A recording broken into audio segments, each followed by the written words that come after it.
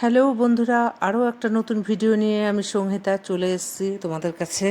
তা কি বলো তো, আগের ভিডিওগুলো তো দেখেছো। আগের দিন রাত্রে আমি খাবার তৈরি করে রেখেছি বা খাবার বানাচ্ছি, নিয়ে যাব করে মাছ টাছ আনা হয়েছে, নিয়ে যাব করে স্পেশাল মানুষের জন্য।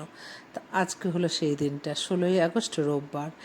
ভোর 4টের সময় উঠে সমস্ত কাজ সেরে ঠাকুর পুজো দিয়ে স্নান টান করে চা করে নিয়েছি। আর দেখো, গেটের সামনে গাড়ি এসে দাঁড়ালো। আর গাড়ির ভিতর কে আছে বলো তো? আমার মা। তাই আর সমস্ত লাগেজ আমাদের বাইরে বের করা হলো, গাড়ির ডিগিতে ঢোকাবে করে। তা এই যে এই দাদা গাড়ির ডিগিতে ঢোকাচ্ছে লাগেজগুলো। আর আমরা কোথাও গেলে এই দাদাই আমাদের নিয়ে যায়।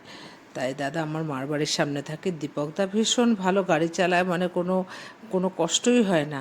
তা যাই হোক, আমি সমস্ত কিছু গুছিয়ে টুছিয়ে চুল টুল বেঁধে নিলাম, এবার বেরোবো। আর হাজবেন্ড মানে শ্বশুরমশাই শাশুড়িমাকে নমস্কার করে নিচ্ছে। কেন ও কোথাও গেলেই ওর মা বাবাকে আগে নমস্কার করবে, তারপর বেরোবে। তা যাই হোক, এই যে মেয়েকে একটুখানি না করে নিচ্ছি। কি বলো তো, আসলে বড়দের কাছ থেকে শেখা। আমরা যতই আধুনিকতার মোড়কে মরি না কেন, কিছু কিছু জিনিস আমাদের মানে বড়দের কাছ থেকে সেগুলো থেকেই যায়। সন্তানরা কোথাও গেলে মায়েরা একটুখানি কিছু নিয়ম আচার। তা যাই হোক, ঘর দুয়ার বন্ধ করে এবার গাড়িতে উঠে পড়েছি। আর পেছনে আমি মা মেয়ে বসেছি, আর মেয়ের মুখটার দিকে তাকাচ্ছে আর চোখে।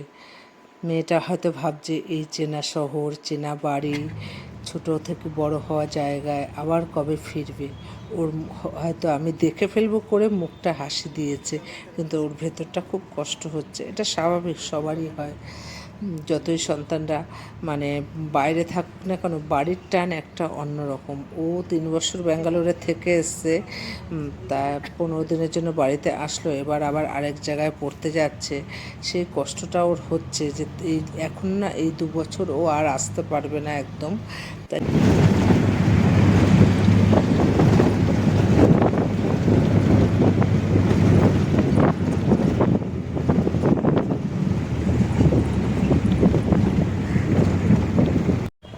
তাই এখন কটা বাজে জানো? সকাল 6টা। অন্যান্য দিন এই সময় মানে ঘুমিয়ে থাকি, কিন্তু আজকে নিজেদের প্রয়োজনে উঠেছি। উঠে রাস্তায় এসেছি বলে দেখতে পাচ্ছি কত মানুষ তাদের নিজেদের পেটের জন্য প্রয়োজনের তাগিদে রাস্তায় রয়েছে। মানে না আসলে হয়তো বুঝতেই পারতাম না। আর হাওড়ার ব্রিজটা দেখ। আর যেহেতু এত সকালে, খুব কম সময়ই লাগলো বাড়ি থেকে হাওড়া পৌঁছোতে। এই যে পৌঁছে গেছি, এখন লোক ঠিক করা হচ্ছে মাল টানার জন্য।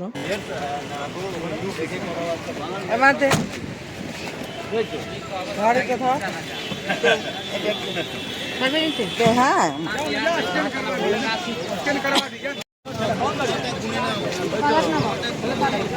হ্যাঁ, কটা আছে দেখ তো মা, গুনে নে মোট কটা আছে।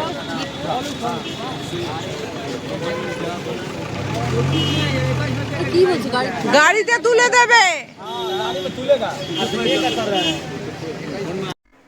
আর এখন কটা বাজে জানো? সকাল 6টা 45। আমাদের মতো না বেরোনো মানুষগুলো, যারা কালভদ্রে বেরোয়, তাদের এখন ভোরবেলা। তা দেখো ভোরবেলার আকাশটা কত সুন্দর। তার লোক নেওয়া হয়ে গেছে। তা তোমাদের দাদাভাই, মা আর মেয়ে আগে যাচ্ছে। আর এই যে দেখো, লোক ঠেলা গাড়িতে মালগুলো তুলে নিয়েছে আর কি। আর আমি পেছন পেছন যাচ্ছি।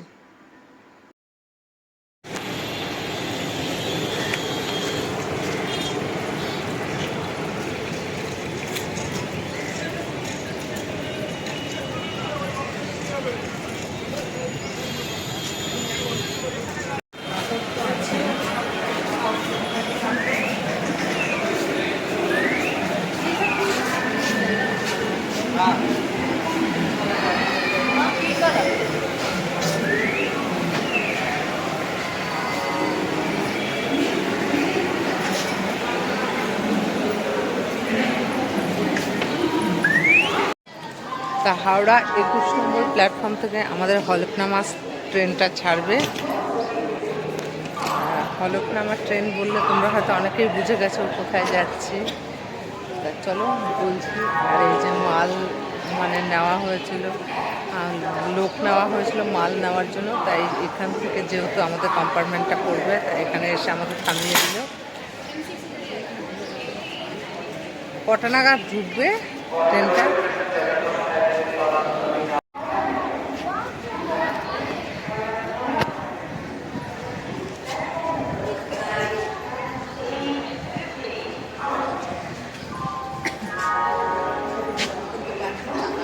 হ্যাঁ হ্যাঁ হ্যাঁ, নিজেই বলেছে 100 টাকা বেশি। আমি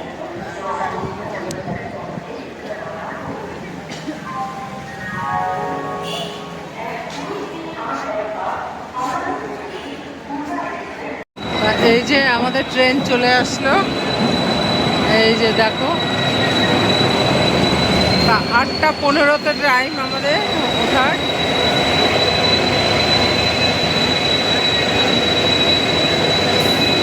নামটা দেখো তোমরা।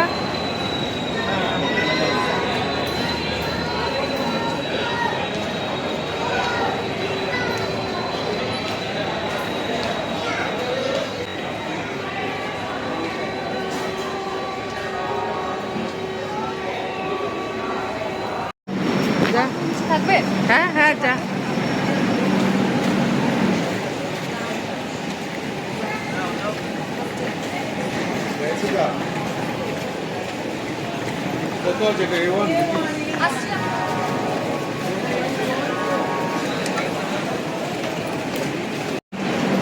তা বন্ধুরা, ট্রেন চলে এসছে, সবাই উঠে গেছে, এখন আমি উঠবো। আর এটা হচ্ছে হলফনামা এক্সপ্রেস। তা এটা হায়দ্রাবাদে যায়। আমি হায়দ্রাবাদে যাচ্ছি ছেলের কাছে। সব মানে আমার ফ্যামিলি মিলে হায়দ্রাবাদে যাচ্ছি ছেলের কাছে। ছেলে অনেক দিন ধরে বলছে আসো আসো, তা সবাই মিলে যাচ্ছি। এই যে এখন ভেতরে যাব, সমস্ত মাল তোলা হচ্ছে ভেতরে। তা সবাই উঠে পড়েছি, যার যার জায়গা নিয়ে বসে পড়েছি। তা ভিডিওটা এখানেই শেষ করছি, কেন ট্রেনের জার্নিটা এর সাথে অ্যাড করলে অনেক বড় হয়ে যাবে। তা তোমরা ফেসবুক থেকে দেখলে চ্যানেলটা ফলো করো, ইউটিউব থেকে দেখলে সাবস্ক্রাইব করো। টাটা।